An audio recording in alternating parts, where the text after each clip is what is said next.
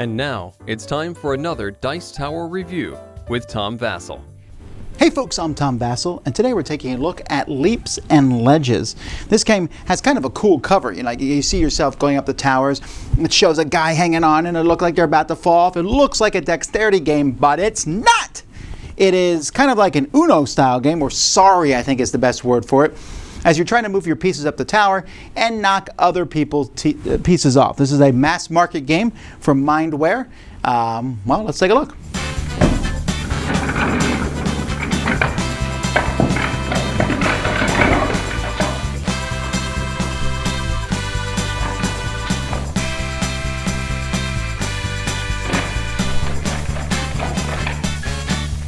This game comes with a very tall tower, 16 floors that you'll build, putting the pieces together.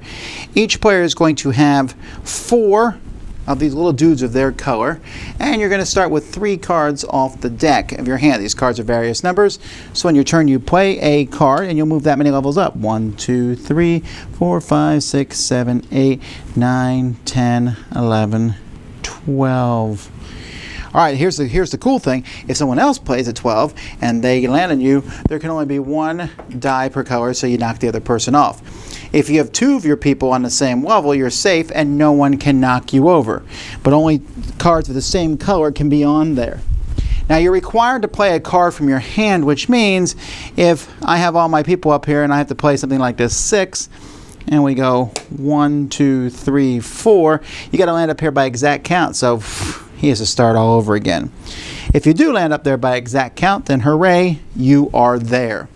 There's also some special cards in the game. There's a precision 1, 2, 3, which is essentially I'm here and I just say I'm going to move 2. I could do 1, 2, or 3. There is a wild, which lets you move anybody up or down 4. So your opponent might be here at the top. I could say you're going down 4, 2, 3, 4. Or even worse, I could say you're going up 4, 1. Guess you're starting over.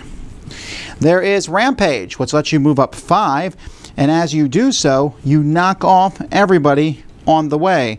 So the green player might go up 5 here. 1, 2, 3, 4, 5. And then there's Flip, in which case you are going to find someone else and switch with them, moving to their spot.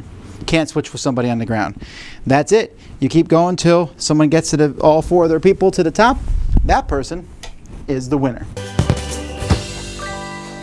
The game comes with these little dudes. I like them. They're actually really cool looking. They have different ways of crossing their arms, although I would have, had this been me, I would have made them all cross their arms the same way in case someone was colorblind. Then you could be like, oh, I'm all the people with their arms crossed. But that's not what they did. Oh well.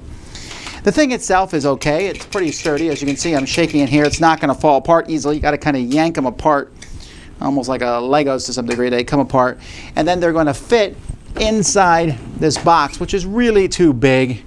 As you can see, I could have put all this in a smaller box, and then you just sit there and put all the pieces in like this and all sit on top of each other. The cards themselves are decent quality. Not decent, I guess they're okay quality. And at least they're bright and colorful, so there's that. So honestly, the best piece of the game is the dudes. I said at the beginning of this game was very similar to Sorry, and it is. Now, although Sorry should allow you to have a hand of 3 cards, so there's that. But you're just playing cards and moving up this tower and knocking people over. Well, guess what? You're going to knock people off a lot. I mean, it's most definitely going to be knocking people down consistently. You can get 2 of your guys at the same spot, but you're going to be switched. By the way, flipping is a really weird card. I don't know why they didn't call it switch. Flip means, if I'm flipping, I'm taking the tower and I'm flipping it. That's what flipping seems to be to me. But anyway, there's Rampage where you knock down up to 5 levels worth of people.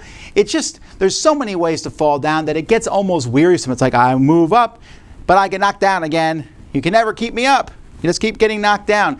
And when you do get someone at the top, it's a sigh of relief.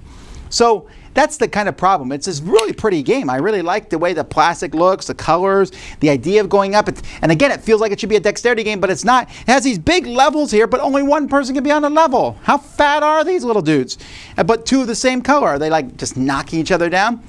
It's fun to knock each other off, but this kind of game is way past its time. You're better off just playing Uno or something. You have this big production, this beautiful looking game, but it's essentially just play a card, move that far, knock someone down. It's what I call a take that game, where most of the cards you play are just hurting the other players.